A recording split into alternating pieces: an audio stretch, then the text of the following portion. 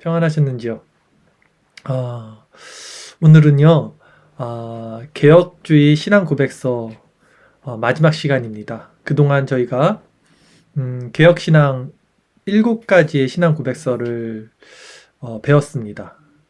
그리고 오늘 마지막으로 이제 침례교와 개혁주의 안에 있던 신앙 고백서들, 2가지 신앙 고백서에 대한 제목으로 말씀을 전하고, 다음 주부터는 우리 이제 본격적으로, 정말 본격적으로 이제 신론 하나님에 대해서 또 배우는 시간을 갖도록 하겠습니다. 오늘 조엘 비케의 칼빈주의 이 책이고요. 교재는 페이지는 75페이지에서 78페이지까지입니다. 75페이지에서 78페이지까지고, 제목은 2가지의 칼빈주의 침례교 신앙 고백서라는 제목으로 오늘 말씀을 전하도록 할 거고요. 짧은 말씀을 이제 전할 거고요. 그리고 우리가 그동안 이제 개혁주의 전통이 만들어낸 신앙 고백서 7가지 아까 말씀드린 대로 한번 점검을 하고 전체적으로 이제 마무리하는 시간을 갖도록 하겠습니다. 오늘 제목은 2가지 칼빈주의 침례교 신앙 고백서입니다. 사실 오늘 배우는 내용은 조금 더 어렵습니다. 네, 조금 더 어렵고 그런 부분이 신학적인 부분인데, 어쨌든 책의 내용이 있기 때문에 우리 간단하게 이것을 숙지하는 차원에서 말씀을 드리도록 하겠습니다. 우선 제가 읽으면서 부분 설명을 드리도록 하겠습니다. 75페이지입니다. 1640년대, 이제 17세기 중반이죠. 1640년대 중반, 런던에는 영국이죠. 청교도적 배경을 지닌 칼빈주의적 침례교회가 7곳이 있었다. 이렇게 써 있어요. 청교도적 배경을 지닌 칼빈주의 침례교회. 벌써 어려워요. 청교도가 나왔고, 칼빈주의가 나왔고, 침례교회가 나왔습니다. 그런데 청교도적 배경을 지닌 칼빈주의 침례교회라고 합니다. 좀 정리를 간단하게 해드린다면, 이 1600년 시대는요, 신학 사상이 크게 개혁주의 안에서 세분화되지 않고 이제 갓 시작돼서 부흥을 이루던 시기라 그랬어요. 1600년도가. 그래서 개혁파 정통주의라는 명을 쓰면서 개혁 신학을 정통으로 이끌자라는 어떤 운동이 일어났던 시대가 1600년도입니다. 그래서 그 개혁주의 신학 안에는요, 크게 장로교파, 장로교회가 있었고요. 또 회중파, 회중교회라는 것이 있었고, 또 침례파, 침례교회라는 것도 있었어요. 그래서 오늘은 그 침례교회에 대한 신앙 고백서를 배우는 건데, 지금은 장로교, 회중파, 침례교가 전혀 다른 성격을 갖고 있지만, 우리가 역사를 알기 위해서는 그 시대 컨텍스트를 봐야 돼요. 그 시대 배경을 봐야 됩니다. 그 1600년도에는 장로교 안에 침례교와 회중교회가 함께 같은 신앙을 갖고 있던 시기였어요. 물론 교회론, 특히 정치적인 색깔이나 아니면 몇몇 요소들, 예를 들면 유아 세례를 인정하느냐, 아니면 침례를 하냐, 세례를 베푸느냐, 이런 국수적인 작은 부분에 있어서는 차이가 다소 있을 수 있으나, 전체적인 구원론, 또 신론, 기독론 등에 있어서는 큰 차이가 없는 시대가 그 개혁주의 안에 1600년도라는 것을 우리가 기억해야 됩니다. 그래서 그 관점을 가지고 해석을 해야지 오늘날 개혁파, 또 회중파, 또 침례교 이렇게 전혀 다르기 때문에 그때 있었던 회중파나 침례교파가 개혁주의가 아니다라고 말하는 것은 시대적 배경을 모르는 오류를 발생할 수 있는 여지가 있다는 것입니다. 이 1600년 시대가 그랬어요. 그래서 우리가 지난 시간 배웠지만 웨스트민스터 신앙 고백서가 1600년도 이제 초에 만들어졌잖아요.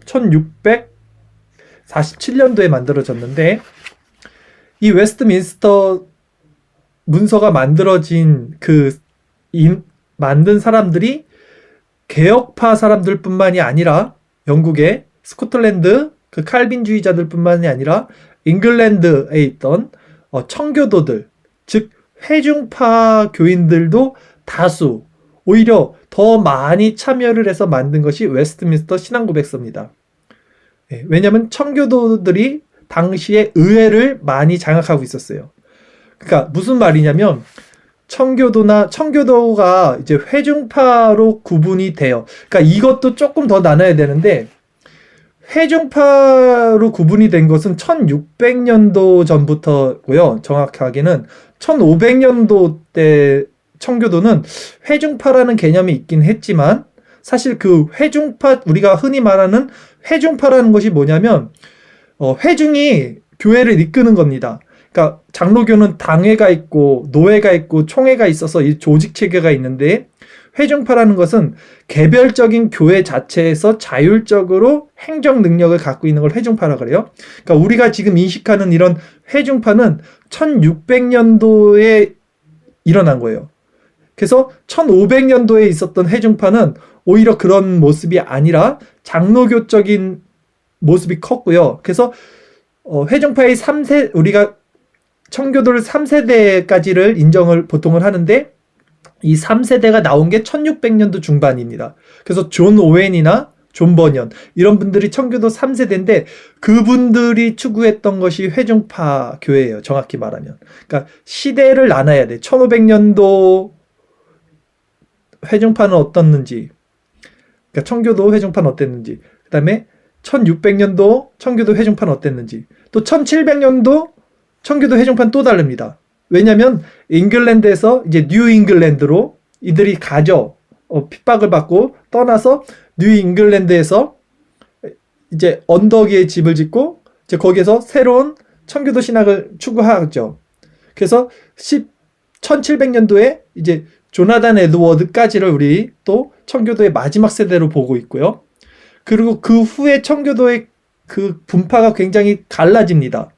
알미니암 청교도들도 생기고 여러 가지 청교도들이 생기기 때문에 우리는 청교도라고 했을 때는 3세대 1600년도까지 이렇게 보고 있고 특히 회중파라고 했을 때는 이제 1600년도 3세대 청교도 3세대부터 시작을 본격적으로 했다. 이런 배경 지식을 좀 가지고 우리가 봐야 됩니다. 이게 사실 일반 성도들한테는 전혀 와닿지 않고 지금 이걸 왜 공부하는지, 이걸 왜 내가 알아야 되는지 궁금하실 수도 있는데요. 제가 왜 이렇게 사실은 크게 중요하지 않는 부분이라고 말할 수 있는데도 이걸 하고 있냐면 너무나 이것이 지금 논쟁이 일어나고 있기 때문에 한국 장로교 개혁주의 안에서 논쟁의 대상입니다. 그러니까 전통 장로교는 무엇인가? 그 안에 우리는 회중파 청교도를 어떤 시각으로 바라봐야 되는가에 대한 논의가 굉장히 오랫동안 지금 이루어지고 있기 때문에 제가 부가적으로 설명을 드린 점 이해를 부탁드리겠습니다. 자, 그래서 장로파 신학과 이 회중파 신학은요, 1600년도를 기점으로 해서 우리가 연속성과 불연속성이 있다는 것을 꼭 인지하고 있어야 돼요. 회중파는 무조건 나빠. 무조건 저 청교도 회중파는 장로교회가 아니야 이라고 말할 수 없다는 거예요. 연속성이 있다는 겁니다. 웨스트민스터 신앙고백서를 같이 만들었다는 거예요. 그러나 분명 불연속성, 연속되지 않는 부분도 있어요. 회중파 청교도들은 정치에 있어서는 장로교 정치를 따르지 않았다는 거, 그 불연속성이 있다는 겁니다. 그래서 이 유사성과 차이점이 있다, 이런 부분에 대해서 우리가 이해를 해야 됩니다.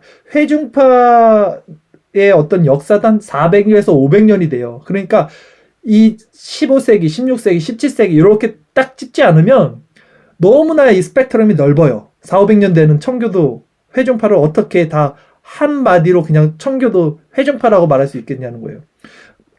예를 들어서 지금 우리가 2020년을 사는데 500년 후에 우리가 지금 갖고 있는 이 신앙의 패턴이나 어떤 성향, 배경, 모습들이 500년 후에는 달라질 수 있잖아요. 그 시대상에서. 마찬가지라는 거예요. 그 500년 동안 얼마나 많은 일들이 있겠습니까? 마찬가지로 우리가 회중파 청교도를 말할 때는 그 4,500년 되는 역사를 하나로 그냥 뭉쳐서 청교도는 이런 거야, 회중파는 이런 거야 라고 말할 수 없다는 점 다시 한번 말씀을 드린 것입니다. 자, 본문을 계속 읽겠습니다. 말씀을. 그래서 1640년대 중반 런던에서 청교도적 배경을 지닌 칼빈주의 침례교회가 7곳이 있었다고 합니다. 7곳이. 신자들에게 세례를 주는 방법 때문에 칼빈주의적 침례교들은 재침례교로도 간주되었습니다. 이게 무슨 말이냐면 재침례교가요, 재세례파라고 들어보셨죠? 재세례파가 재침례교입니다. 이 재세례파는 16세기, 그러니까 종교개혁 당시 서방교회, 서방교회에 있는 개혁주의 전통을 허무는 어떤 급진주의자적인 성격이 강했어요. 이 재세례파들은. 그런데 지금 이 장로교 안에 있던 침례교가 세례를 주는 방법에서 그 재세례파와 비슷했기 때문에 재세례파라고 간주가 되기도 했다, 이 말입니다.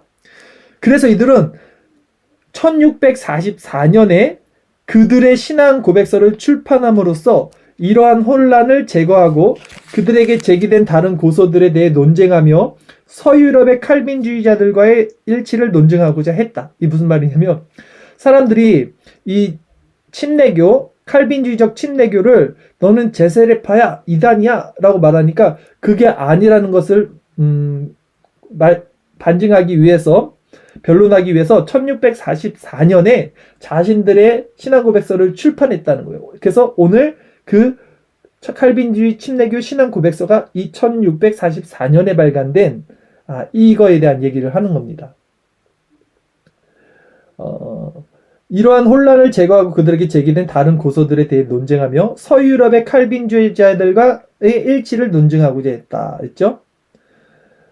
이 신앙고백서는, 그러니까 1644년에 만들어진 이 침례교 신앙고백서는 웨스트민스터 종교회의가 회합되어 웨스트민스터 신앙고백서에 대한 장로교 학습서가 출간되기 직전에 발행됐다. 무슨 말이냐면 웨스트민스터가 1646년인가요?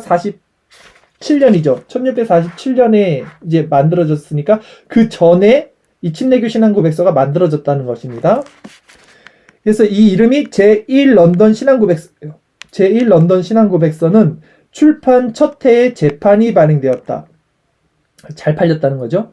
웨스트민스터 신앙고백서가 출간되지는 않았지만 이때 완성된 지 4일 후인 1646년 11월 30일에 제1런던 신앙고백서가 약간의 수정을 거쳐 재출판된 것이다. 그리고 1650년대 초반에는 두 종류의 판이 더 출판되었다. 이렇게 됐어요. 그러니까 1644년에 시작이 되었고요. 1650년도까지 이것이 계속해서 출판이 되었다는 말이에요. 역사학자인 베리 화이트가 잘 평가했듯이 이 신앙고백서는, 이게 지금 침례교 신앙고백서를 얘기하는 것입니다.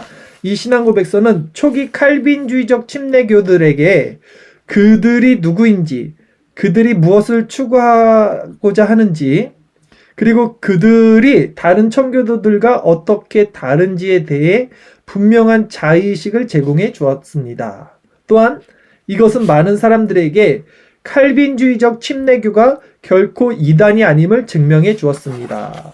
네. 이 칼빈주의적 침례교가 결코 이단이 아니다, 재세례파와는 다르다라는 것을 증명해 줬다는 거예요.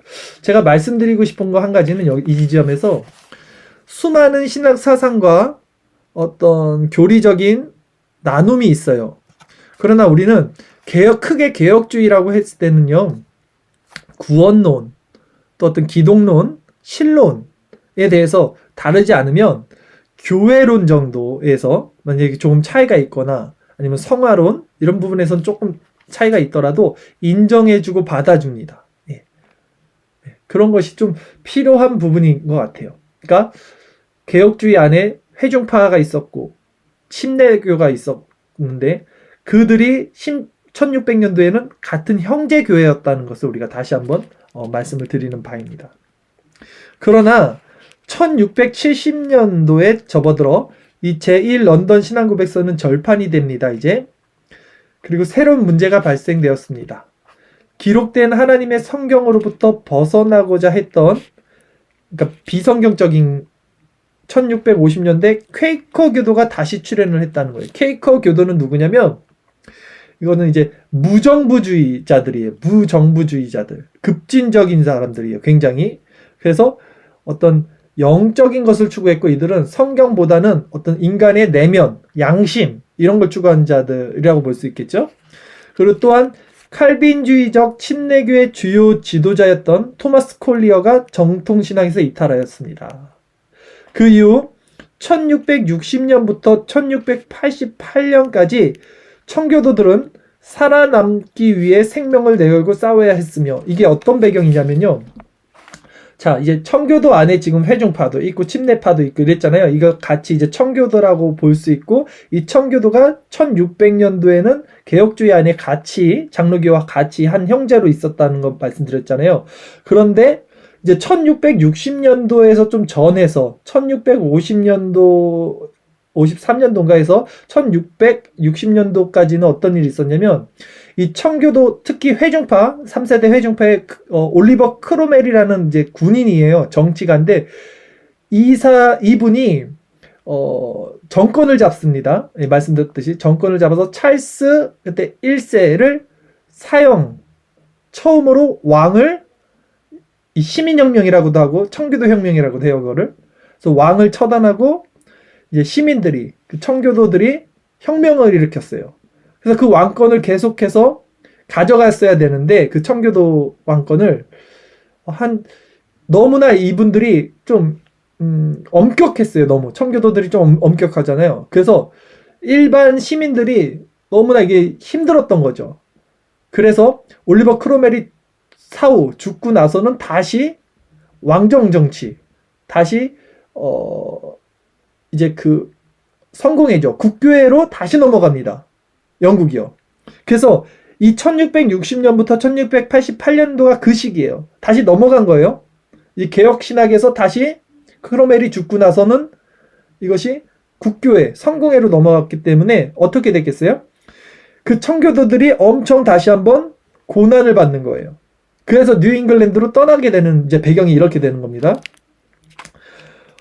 그래서 1660년부터 1688년까지는 청교도들은 살아남기 위해서 생명을 걸고 싸워야 했으며, 다시 부흥하여 영국 국교회가 국가와 정부를 등에 업고 청교도들을 없애기 위해 온갖 노력을 기울였던 시기예요. 이게. 그 결과 1677년에는 존 오웬과 청교도 3세대 존 오웬과 토마스 굿윈에 의해, 토마스 굿윈이라는 분도 이제 회중파 청교도의 어떤 큰 맥을 갖고 있는 분입니다. 이 토마스 굿윈에 의해 작성된 회중교회 샤보이 선언, 들어보셨죠? 사보이 선언. 이게 1658년도에 나온 이 사보이 선언과 웨스트민스터 신앙고백서에 기초한 새로운 신앙고백서가 발행이 됐어요. 다시 한번. 사보이 선언은 회중교회의 청교도의 어떤 신앙고백서고, 웨스트민스터 신앙고백서는 이제 16세기 17세기죠. 웨스트민스터 신앙고백서 17세기 회중파와, 그러니까 청교도 회중파와 스코틀랜드 장로교가 같이 연합해서 만든 신앙고백서예요. 그거에 기초해서 다시 한번 신앙고백서를 만들었는 게, 이게 바로 제2 런던 신앙고백서라는 거예요. 아까는 제1 런던 신앙고백서, 침례교 신앙고백서입니다. 그러니까 장로교파, 그러니까 개혁주의파, 칼빈주의파, 침례교의 신앙고백서가 다시 제2 런던 신앙고백서라는 이름으로 이제 알려지는 겁니다. 그래서 모든 침례교 신앙고백서에 가장 큰 영향을 끼쳤던 새로운 침례교 신앙고백서가 익명으로 출판되었습니다. 익명으로 출판이 되었대요. 아마도 이 고백서는 런던에 있는 침례교 목사인 윌리엄 콜린스와 느헤미야 콕스에 의해 작성되었을 것이라고 추정됩니다. 뭐 이 정도는 몰라도 되겠죠? 콜린스는 프랑스와 이탈리아에서 공부하고 영국에서 신학학기를 취득했습니다. 그는 영국 국교회를 신봉하라는 요구를 일축하고 1675년에 런던에 있는 패티 프랑스 침례교회 목사직을 수락했습니다. 콕세는 본래 베드포드에 위치한 존버년의 교회의 회원이었으나 존 버녀는 아시죠? 철로역정. 이분이 목사님이었어요. 이 목사님. 예. 복음에 대해 설교했다는 제목으로 번연과 함께 투옥되었고 후일 번연이 목사로 있는 교회에서 목사 안수를 받았습니다. 예. 콜린스와 콕스는 제2런던 신앙고백서를 작성하기 위해 웨스트민스터 신앙고백서와 사보이 선언을 인용했습니다. 아까 말씀드렸죠. 그러나 그들은 이 신앙고백서들을 아무런 수정 없이 그대로 모방하지는 않았습니다. 그들이 머리말에서 밝히고 있듯이 실제로 여러 부분에서 어느 정도의 내용이 부가되었고 어떤 용어들은 생략되었으며 어떤 문장들은 다른 형태로 고쳐졌습니다. 한 가지 예를 들면요. 웨스트민스터 신앙고백서에는 그리스도의 능동순종이라는 말이 단어 자체는 언급이 안 됐지만 그 의미가 있어요. 근데 이제 사보이서는 단어 자체를 능동순종, 그리스도의 능동순종이라는 단어 자체가 나옵니다. 이런 차이가 있었는데 이제 그걸 가지고 제2런던 신앙고백서를 만들었을 때도 어떤 이런 침례교적인 성향의 어떤 내용들이 조금씩 고쳐졌다 이 말씀을 드린 거예요. 어떤 게 또 고쳐졌냐면 이러한 수정은 주로 세례와 교회 정치에 관한 주제들 아까 말씀드렸지요. 침례교는 이제 침례를 받는 거잖아요. 그리고 교회 정치도 장로교와는 달랐습니다. 이런 세례와 교회 정치에 관한 주제들 그리고 몇몇 명확하지 않은 것들에 의해 이루어졌습니다. 이에 대해 그러니까 로버트 올리버는 다음과 같은 사실에 주목하였습니다. 이러한 차이점들이 제1런던 신앙고백서와 웨스트민스터 신앙고백서 그리고 샤보이 선언 사이에 있는 강한 일치점을 흐리게 만들지는 않는다. 이게 중요해요. 지금 제2런던 신앙고백서가 만들어졌을 때 조금씩 추가되거나 변경됐다고 말했는데 이것이 기존에 있던 웨스트민스터 신앙고백서 또 샤보이 선언 그 다음에 제1런던 신앙고백서를 훼손하지 않고 강한 일치점을 흐리게 만들지 않았다는 거예요. 침례교 신앙고백서는 웨스트민스터 총회에서 나온 복음적 신학의 주류와 동일한 것입니다. 동일하다는 말씀을 드리는 거예요. 네덜란드 왕가의 윌리엄 공이 영국 왕위를 계승하면서 박해가 종료됩니다. 이제 영국의 박해가 청교도에 대한 박해가 종료가 돼요. 그러면서 1689년 열린 제1회 칼빈주의 침례교 총회에서 이 신앙고백서가 다시 출판되었습니다. 그래서 이 신앙고백서는 1689년 신앙고백서로도 알려져 있습니다. 이 제2런던 신앙고백서가 그렇게 알려져 있다는 겁니다. 위에서 언급한 칼빈주의 운동의 초기에 출현한 이 신앙고백서들과 요리문답들은 개혁주의 전통을 따르는 사람들에게 교리에 대한 광대한 유산을 제공했습니다. 오늘날 이 개혁주의 신앙고백서들과 요리문답들은 여전히 신자들을 믿음으로 교육하고 복음 전도를 용이하게 할 뿐 아니라 교회를 오류와 실책으로부터 보호하고 변증함에 있어서 개혁주의 교회들이 사용할 수 있는 강력한 도구입니다. 이게 이제 끝난 겁니다. 개혁주의 전통이 만들어낸 신앙고백서들 7가지와 제1런던 신앙고백서, 제2런던 신앙고백서까지 해서 9가지를 살펴본 거예요. 자, 이것이 나온 연도가 중요합니다. 1500년도부터 1600년도에 다 나온 거예요. 이게 2세기에 거쳐서 1500년부터 1600년도에 나왔다. 그 후로는 많이 변질이 되는 거죠. 결국은 이제 개혁주의가 많이 변질이 됐고 정말 순수하게 말씀 안에서 우리 신앙고백서가 만들어진 거는 1500에서 1600년 사이다. 그래서 그것을 가지고 오늘날도 우리는 이제 같이 교리 공부를 나누고 있는 것입니다.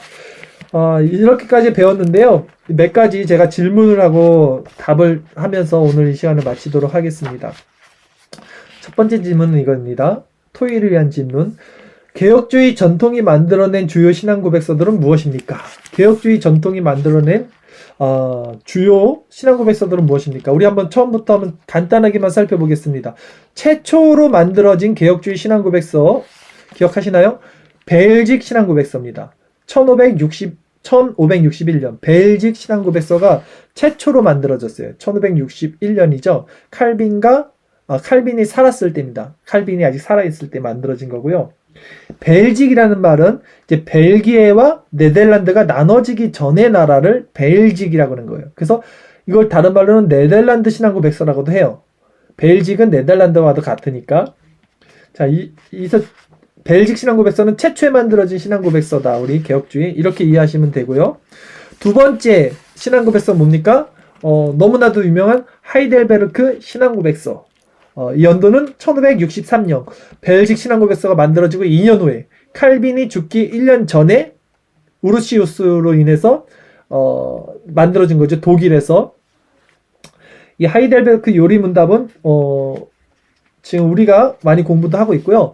이 하이델베르크 요리문답이 굉장히 잘 만들어진 거라 이제 유럽 신학자들은 오히려 칼빈의 기독교 강요도 아주 유명한 책이지만 이 하이델베르크 요리문답을 더 기초로 하여 신학을 추구하는 분들도 많은 것으로 제가 알고 있습니다. 자, 그리고 세 번째 이제 교리문서는 뭐가 있냐면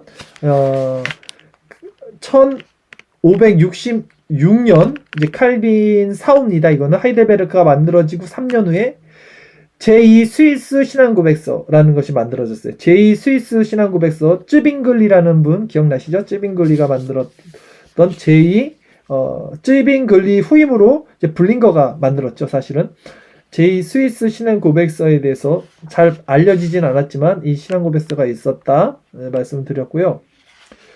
그리고 네 번째는 우리가 많이 아는 이제 시대가 변합니다. 17세기가 돼요. 17세기 1618년으로 넘어가서 한 50년이 지난 거예요. 제2 스위스 신앙고백서가 만들어지고 한 50년이 지나서 이제 도르트 신조, 네덜란드 도르트에 있었던 도르트 신조가 1618년부터 1619년 7개월 동안 만들어진다고 했죠. 이 도르트 신조가 만들어진 배경이 왜 일어나냐면, 그러니까 지금 500년 사이가 나잖아요. 이 사이에 알미니엄주의자들이 다시 판을 친 거예요. 예. 그래서 이 알미니엄주의자들이 말하는 어떤 인간의 자유의지가 있고, 하나님의 보편 속죄를 말하고, 그리고 또 인간의 학력적인 불강력적인 은혜가 아니고 학력적인 은혜, 인간이 거부할 수 있다, 구원도 취소될 수 있다, 이런 사상을 자꾸 퍼뜨리니까 우리 개혁신학 안에서 네덜란드에서 모여서 칼빈의 5대 강령이라고도 물론 튤립교리 5대 교리를 다시 만드는 겁니다. 예, 인간의 전적 부패와 하나님의 전적인 주권, 그 다음에 하나님의 무조건적인 선택이 있어야 되고요. 그 다음에 구원은 하나님의 제한적인 속죄가 있어야 됩니다. 또 그것은 불가항력적인 은혜이고, 마지막 성도의 견인, 구원받을 성도는 끝내 인내함으로 하나님의 구원으로 이끌려 간다라는 것. 이것이 이제 도르트 신조에서 나왔던 사상이었죠. 그리고 이제 시간이 지나서 지금까지 제가 말씀드렸던 이제 벨직 신앙고백서, 또 하이델베르크 신앙고백서, 도르트 신조는요, 저 유럽의 신앙입니다. 대륙 신학이라 그래요. 그래서 오늘날 칼빈주의는 대륙 신학과 영미 칼빈주의, 영미 신학이 있는데, 이 영미라는 것은 미국이죠. 그래서 이제 시간이 지나서 1647년, 그러니까 도르트 신조가 일어나고 또 한 세대가 지났어요. 30년 정도가 지나서 웨스트민스터 신앙고백서, 이 영국에서 이제 일어나는 겁니다. 그래서 이 영국에서 일어나서 이것이 영미 신학권을 또 주도하게 되죠. 이 웨스트민스터 신앙고백서는 1647년에 만들어졌는데, 이것이 가장 유명하죠, 사실은. 근데 아까도 말씀드렸듯이 이 만들어진 배경을 살펴보면 개혁주의자들 안에 있는 회중파, 의회를 담당하고 있던 회중파, 또 장로교파, 이런 목사님들이 다 모여서 함께 이것을 만들었다 그랬어요. 자, 이렇게 해서 만들었던 걸 말씀드렸고요. 또 이제 오늘 전에, 죄송합니다. 그 다음에 웨스트민스터 신앙고백서가 만들어진 다음 해에 이제 소유리 문답과 대유리 문답도 만들어졌습니다. 예. 소유리 문답과 대유리 문답은 신앙고백서를 통해서 만들어진 겁니다. 소유리 문답은 조금 쉽게 단답형으로, 대유리 문답은 조금 더 또 폭넓게 또 서술형으로 만들어진 것이다. 이렇게 말씀을 드릴 수 있고요. 그다음에 오늘 이제 마지막으로 배웠던 칼빈주의 안에 있던 그 장로교, 또 영국 안에 있던 친내교 신앙고백서 두 가지, 제일 런던 신앙고백서와 제2 런던 신앙고백서가 이 웨스트민스터 신앙고백서 만들어진 그 사이쯤에서 또 만들어졌던 게 있다. 이렇게 말씀을 드렸어요. 그래서 개혁주의 전통이 만들어낸 주요 신앙고백서들은 뭐가 있습니까? 첫 번째 벨직 신앙고백서, 하이델베르크 신앙고백서, 도르트 신조, 웨스트민스터 신앙고백서, 웨스트민스터 소유리 문답, 웨스트민스터 대유리 문답. 그 다음에 하나가 빠졌네. 그 전에 죄송합니다. 제가 피곤해요. 제2 스위스 신앙고백서 하나 빠졌죠. 그리고 오늘 배웠던 제1 런던 신앙고백서, 제2 런던 신앙고백서, 이렇게 개혁주의 전통이 만들어낸 1500년에서 1600년 사이에 만들어진 신앙고백서다. 이렇게 이해를 하면 되겠습니다.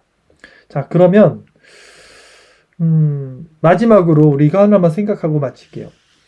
이 신앙고백서들은 왜 중요합니까? 이 신앙고백서들을 왜 중요합니까? 이것이 왜 오늘날 이것을 우리가 배워야 됩니까? 이것이 성경도 아닌데 왜 신앙고백서를 배워야 될까요? 우리 아까 여기서 나왔는데 한번 제가 요거 책에 있는 걸 읽어드릴게요.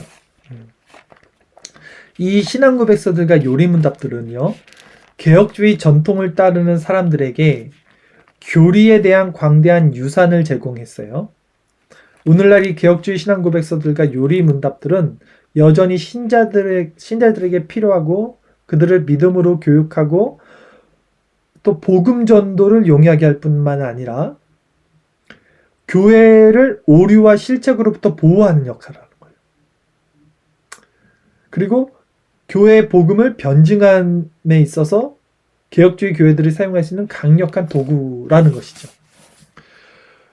우리가 신앙을 말하고 변증할 때 성경에 대한 것을 가지고 이제 말을 해야 되는데, 그것에 대한 어떤 전통성, 또 기준성, 또 어떤 일관성이 바로 이 우리 개혁 신학 교리에 있다는 거죠. 벨직 신앙고백서부터 제2 런던 신앙고백서까지 이 9가지의 신앙고백서는 하나예요. 한 가지 주제를 갖고 있습니다. 신본주의라는 큰 주제를 갖고 있어요. 그리고 그 안에 많은 사상들이 있죠. 그래서 이런 교리 공부를 하는 것은 사실은 우리에게 지식을 쌓는 게 중요한 게 아니에요. 우리가 누누이 얘기하지만 교리 공부를 하는 첫 번째 이유, 가장 중요한 이유는요, 참된 관점을 갖는 것입니다. 하나님에 대한 관점을 갖게 하는 거예요. 하나님에 대한 관점을 우리가 알아야 되는데, 성경만으로 충분하죠. 그러나 성경을 조금 더 풍성하게 또 다방면적으로 우리에게 주는 것이 이제 교리인데, 교리를 통해서 우리는 그 하나님의 신본주의의 관점, 성경을 바라볼 수 있는 관점을 더 풍성하게 유용하게 갖게 된다는 것이 우리가 교리를 공부하는 이유라고 할 수 있어요. 그래서 개혁주의에서는 말씀드렸듯이 은혜의 방편 수단은 오직 말씀과 성례, 즉 말씀이라고 그랬잖아요. 그래서 이 말씀은 굳이 성경뿐만이 아니라 지금 우리가 나누고 있는 이런 신앙고백서들, 또 이런 교리문서들, 이런 것들을 총괄할 수 있다고 생각해요. 그것이 결국 하나의 성경을 가리키는 것이니까, 성경에 대한 내용이니까. 그래서 우리가 말씀의 수단을 늘 은혜의 방편으로 삼아서 정말 바른 믿음 안에서 복음을 수호하고 또 변증하고 또 전도하는 그런 역할로 잘 수용해서 지켜나가는 것이 오늘날 우리 칼빈주의자들, 개혁주의자들의 몫이라고 생각을 합니다. 왜냐하면 18세기 이후 오늘날까지는 포스트 모던이라는 시대사조에 빗대어서 너무나 많은 사상들이 이제는 세상에 퍼져 있고, 즉 인본주의의 관점에서 교회에 너무나 파고드는 잘못된 사상들이 만연합니다. 이런 것들을 우리가 어떻게 기준을 잡고 어디서부터 옳고 그름을 판단할 수 있는가 했을 때는 우리에게는 이 기준점이 바로 우리들의 신조, 교리문서, 신앙고백서들이 될 수 있다라는 것을 여러분은 기억해 주시고, 앞으로도 계속 하나님의 바른 말씀을 우리 선조들이 만들었던 전통, 교리를 통해서 우리가 확립하고 세우는 저와 여러분 됐으면 좋겠습니다.